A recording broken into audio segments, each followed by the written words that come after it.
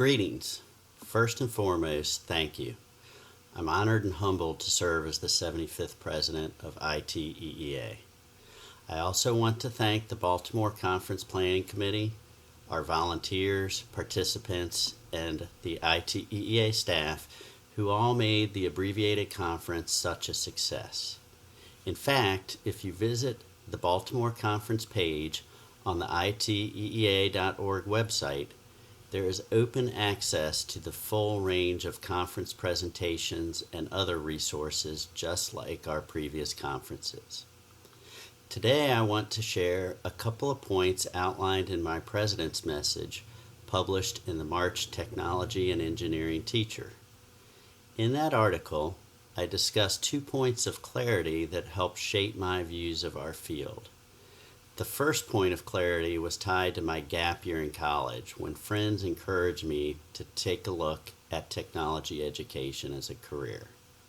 I'm thankful I took their advice because once I experienced the personal connection of teaching and the disciplinary content, I was hooked. The engagement of teaching and the relevance of technology education was and remains crystal clear to me. A second point of clarity for me has been the dynamic nature of our field. Our field is the toughest yet most relevant and rewarding subject in education. Think about this for a minute. Like educators in all subjects, we learn about adolescent development, curriculum, instructional methods, assessment, and content. However, we also engage students in the most active learning environments in school that require a knowledge of tools, machines, materials, and safety.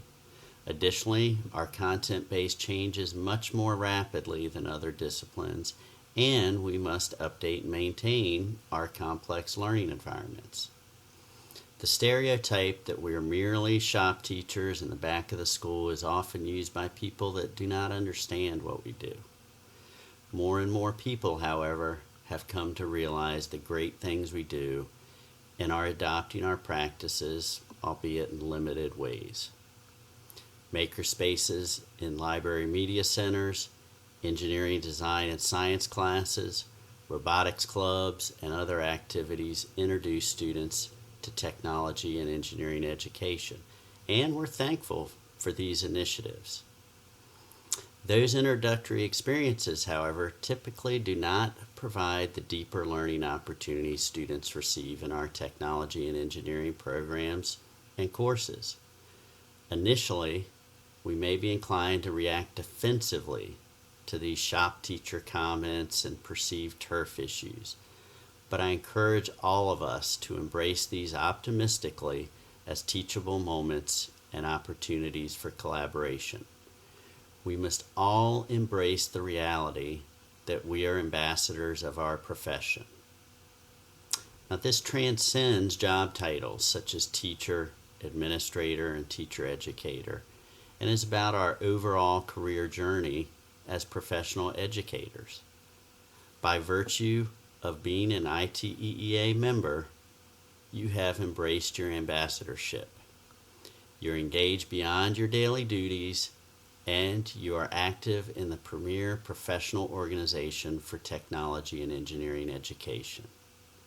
But, and you knew there was a but, I would be neglecting my duties as an elected ITEEA officer if I only viewed things through rose-colored glasses. I also have a responsibility to tackle challenges and help lead the profession forward. This is where I need you, our ambassadors. I challenge each of you to use your problem-finding skills to seek new opportunities that help lead the profession. For example, Standards for Technological and Engineering Literacy, or STEL, will be released this year. We have an updated strategic plan and many other projects.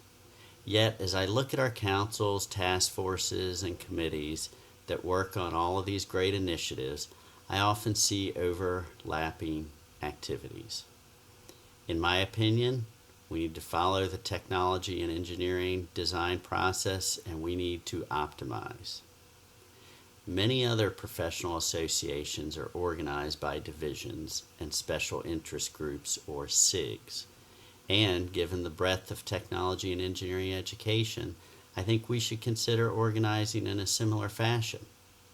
Our councils could become divisions, and some possible special interest groups may include design, the history and philosophy of technology, career and technical education, information technology, integrative STEM education, instructional technology, engineering, and informal learning environments, among other areas. Please think about this and talk with your board of directors about this and other ideas you have for ITEEA. In closing, I hope my thoughts and questions have you thinking, or better yet, planning. Even though many of our committees and task forces were not able to meet in Baltimore, I ask that you embrace your ambassadorship and work to strengthen ITEEA's mission to advance technological and engineering capabilities for all people, and to nurture and promote the professionalism of those engaged in these pursuits. Thank you.